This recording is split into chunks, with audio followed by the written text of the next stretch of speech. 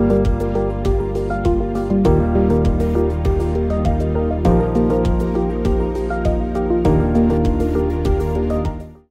уважаеми зрители на здравния подкаст на агенция Блиц. Ние сме в кабинета на доктор Георги Георгиев, национален консултант на ОН Клиник по урология. Запролети се, хората започнаха да мислят за любов, а пък вие сте специалист по мъжко здраве. Искам да ви попитам, българинът започна ли да се грижи за своето мъжко здраве и благополучие или все още го гони балканския срам да се обърне към лекар? Това, което мога да кажа от моя опит, който вече е повече от 20 години свързан с сексуалните заболявания при мъжете, е, че все още този проблем се смята за табу, все още дори между приятели не се среща споделяне. Изключително рядко в кабинета ми идва пациент, който някой друг пациент, който е бил вече на лечение при нас, го е довел или му е казал, аз имах този проблем, еди кой си лекар ми помогна и така нататък. Така че все още мъжете в България не обичат да споделят, много често дори не споделят с половинките си, което е много сериозен проблем. Но тя не забелязва ли всъщност, че има проблем? Естествено, че тя забелязва, но понякога, знаете, между партньорите няма комуникация, тя се прави, че не е разбрала какъв е проблема или неглижират това нещо, оставят го така в пространството. Много голям проблем е всъщност това, че лека по лека между двойките секса се разрежда, докато се стигне до момента, в който те спират да правят секс и започват да живеят като са квартиранти общо взето. И това създава конфликти понякога и то сериозни. В наше време стресът е много силен. Народът има една поговорка, която няма да цитирам, защото звучи нецензурно, но който я знае ще се сети. Доколко напрежението и забързания начин на живот може да се отрази на потентността? Стрес е един от основните фактори по отношение на засягането на потенцията при мъжете. Както знаем, той е един от основните фактори за голяма част от заболяванията и в това число и еректилната дисфункция или по-слабата ерекция, по-просто казано. За съжаление, това е нещо, което трудно можем да избегнем. По-скоро, имайки стреса, ние трябва да намерим начин да го преборим. Това става обикновено с подобряване качеството на живот от гледна точка на по-добро хранене, задължително активности, имам предвид спортове. Хората трябва да се движат като цяло повече, защото в този динамичен начин на живот и динамична работа мъжете нямат или имат все по-малко време да обърнат внимание за себе си, да обърнат внимание на това, че трябва да спортуват. Обикновено от вкъщи са в колата, от колата на работа и обратно. И това лека по лека във времето оказва негативно влияние върху сексуалните им възможности, като намаляйки тонуса на организма, се променя тестостероновата секреция, оттам желанието за секс, започват да качват килограми и става порочен кръг. Общо взето всички тези фактори накрая водят до смущения, свързани с ерекцията. А при намаляването на тестостерона това не може ли да се оправи с медикаменти? Проблема при хормоносубституиращата терапия или заместването на тестостерона с препарати е, че ние потискаме вътрешната секреция на един организъм и когато започнем да правим такава терапия, обикновено тя трябва да е до живот. Много трудно в този момент се спират тези медикаменти. Така че първото нещо, което ние трябва да опитаме е да стимулираме организма сам да произвежда тестостерон, а това обикновено става с увеличаване на физическата активност, с правилно хранене, с диета, т.е. намаляване на мазнините в организма, тъй като тестостерона се естерифицира в тях. Поради тази причина хората, т.е. мъжете с наднормено тегло, много често виждаме и понижени нива на тестостерон. А сексуалните неблагополучия какво отражение дават по ваше впечатление върху битието на човека? Има ли някакви проблеми с кариерата и работата или казва на мен не ми върви в леглото, аз мога да вложа повече сили в кариерата и в работата си? За съжаление, точно обратното. Когато един мъж има такива смущения, свързани с сексуалните си възможности, това оказва обикновено негативно влияние. Той получава понижено самочувствие, няма желание да се доказва, дори те не започват да не обръщат внимание на външния си вид толкова. Тоест става един порочен кръг. Неведнъж ние сме забелязали, че тогава, когато ние подобрим сексуалните възможности на мъжете, те започват да работят повече, започват да искат да изглеждат по-добре, започват да спортуват повече и целият им живот се променя към да кажем, по-добро. Жени, пазете се от мъже са бирени коремчета. Сега, понякога да, това има значение, но не винаги.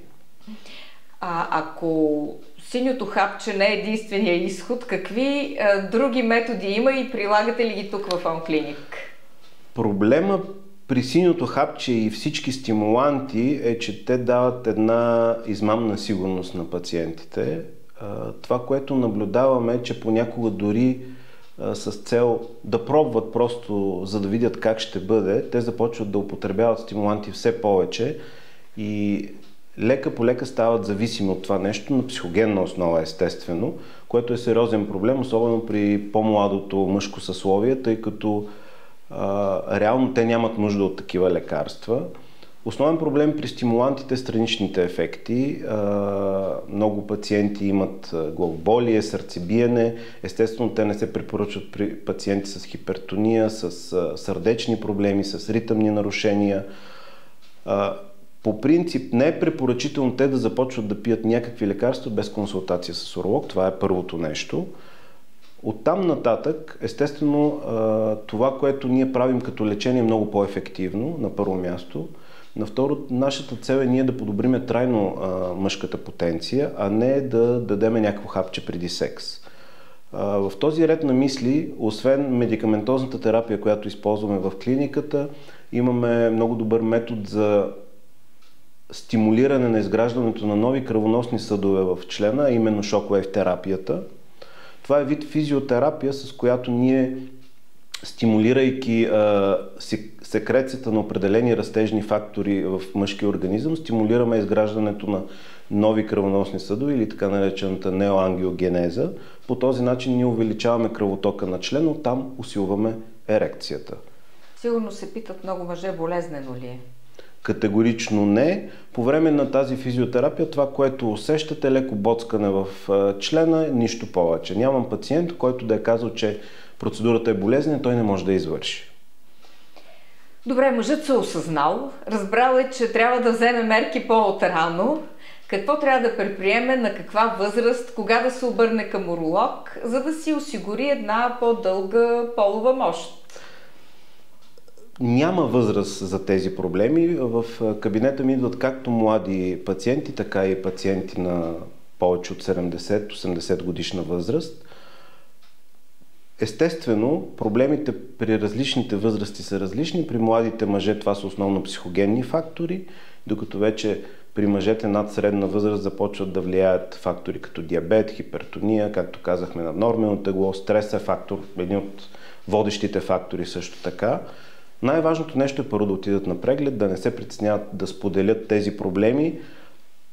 И другото важно нещо е да знаят, че те могат да бъдат решени. Много пациенти избягват да търсят лекарска помощ, защото смятат, че не може да им се помогне. Имам случаи пациенти с 10 годишен проблем, т.е. 10 години те не са правили секс, защото са смятали, че никой не може да помогне и в някакъв момент са решили, че вече трябва нещо да направят, но това е загубено време. Т.е. в момента, в който един мъж осъзнае и започне да се замисля за това, че има някакъв проблем, това е момента, в който той трябва да потърси урологична помощ в случая. В какви аспекти тук в OnClinic вие можете да му помогнете? Реално, защото не сте психолог, вие сте уролог. Но при всеки един мъж, който има сексуални проблеми, психиката винаги участва. Нашата цел е, въпреки че не сме психолози и чисто психогенно да повлияеме на мъжете, от гледна точка на това, че ние вдъхваме доверие в това, че те могат да преодолеят този проблем, естествено с наша помощ в повечето случаи. Много важно е те да знаят, че може да им бъде възстановена потенцията.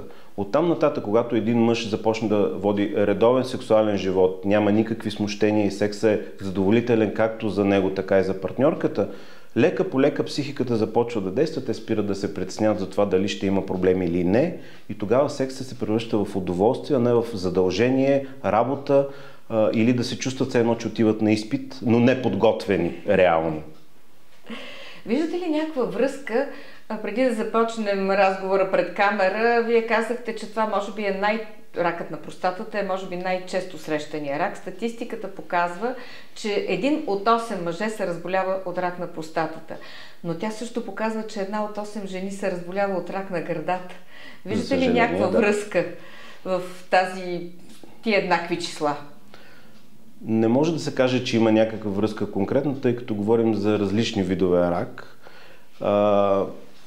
Единственото общо е, че едното е жлеза, простатна жлеза, другото е млечна жлеза. Оттам нататък проблемът при мъжете е там, че всяко едно лечение, свързано с рак на простатната жлеза, за съжаление, оказва негативно влияние върху потенцията. Като естествено при някои мъже тя е засегната, но не изцяло загубена, докато при други на 100% ерекцията е загубена. За тези пациенти и с другите е важно да знаят, че има решение и в тези случаи. Моля, споделете го, много е важно. Категорично ние можем да осигуриме сексуален живот на всеки един пациент, който е претърпял дали е радикална операция на простатната жлеза, дали е лъчетерапия, дали е на поддържаща хормонална терапия, свързана с това заболяване. Ние можем да окажем влияние и можем да им осигуриме качествен сексуален живот. Тук веднага изниква въпроса по какъв начин. Вероятно методите са различни, но ако можете да кажете някой от тях, би било полезно. Един от основните методи за лечение на еректилната дисфункция след претърпяло лечение, свързано с рак на простатната жлеза, това е интракавернозната терапия. Това е един вид инжекционно лечение, коктейл от медикаменти, се инжектира в основата на члена и предизвиква ерекция. Обикновено ефективността на това лечение е 99%. Изключително рядко в практиката си съм видял пациент, който да не получи ефект от това лечение. Той сам трябва да си го бие, защото не може да тича до онклиник и после на практика обратно. Това е терапия, която пациентите трябва да осъществяват сами вкъщи. Естествено, тя е индивидуално направена, тъй като дозирането на тези препарати за всеки пациент е различно. Те трябва да дойдат на преглед, ние трябва да направим доплер, да видим какво е състоянието на кръвоносните съдове на члена, след което да направим тест, да видим реакцията и след това да определиме дозата в дадения случай. Обикновено дозата се преценява така, че при поставяне те да получат ерекция, която да продължава около 1-2 часа. Смята се, че това е достатъчно за един качествен сексуален акт. Като казахте 1-2 часа, очевидно няма опасност да предозира и да си бие втора инжекция евентуално. Категорично не трябва да се бие втора инжекция, защото има риск от предозиране, което е свързано с така наречения приапизъм или болезнена ерекция. Много рядко има случаи, естествено, пациентите не успяват да поставят правилно инжекцията. Аз ги съветвам тогава да изчакат и на следващия ден да пробват пак. В никакъв случай веднага пак. Да се извинят на дамата. Естествено. А има ли други някакви начини? Това ли е единствения път? Това е най-сигурната терапия след лечение, както казах, на рак на простатна жлеза. Естествено, оттам нататък при пациенти, които е направена нервосъхраняваща радикална простатектомия, т.е. нервите и кръвоносните съдове са запазени, които са свързани с ерекцията, при тях има възможност за подобряване, свързано с медикаментозна терапия, можем да включим шок-уейв терапията и може да не се достигне до интракавернозни инжекции, със сигурност. Четох едно много интересно изследване, не знам дали ви е попадало, че изследвали са сперматозоидите на осъдени на смърт и се оказва, че те абсолютно не стават за продължаване на рода. И разбира се, една от теориите беше, че природата си знае работата. Кръга на шегата. Да, другата теория е, че при този стрес, нали, отиваш на смърт, те просто по някакъв начин се самоумъртвяват. Сега, не мога да кажа доколко това е така, но да, стреса, както казахме и преди, е един от основните фактори, които влияе върху сексуалните възможности. Но сексуалните възможности нямат директна връзка с това един мъж да може да има деца, т.е. с качеството на еякулата. Там има много други фактори, най-вече реално структурно тестисите и хормоналния баланс в мъжкия организъм.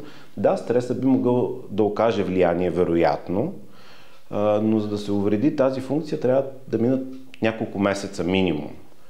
Така че да, би могло със сигурност, но не при всеки вероятно. Да, вие казвате, че стресът, нали, е основен фактор. Добре, човек стига до пълен дзен и въпреки всичко нещата не помагат, т.е. спокойствието не помага. Идва при вас, оказва се, че всичко му е наред. Какво можете да направите за него? По принцип, рядко се среща случай, в който идвайки мъжът, абсолютно всичко му е наред. Сексуалните смущения могат да бъдат предизвикани от изключително много фактори. Обикновено, понякога дори те не могат да се усетят от пациентите. Затова може да коментираме основните.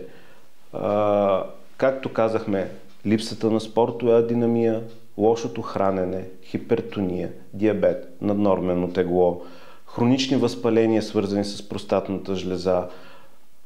Един от новите фактори, които напоследък, последните няколко години наблюдаваме, това са при мъже, които са прекарали COVID. За съжаление, знаеме, че това беше много сериозен проблем през миналите няколко години.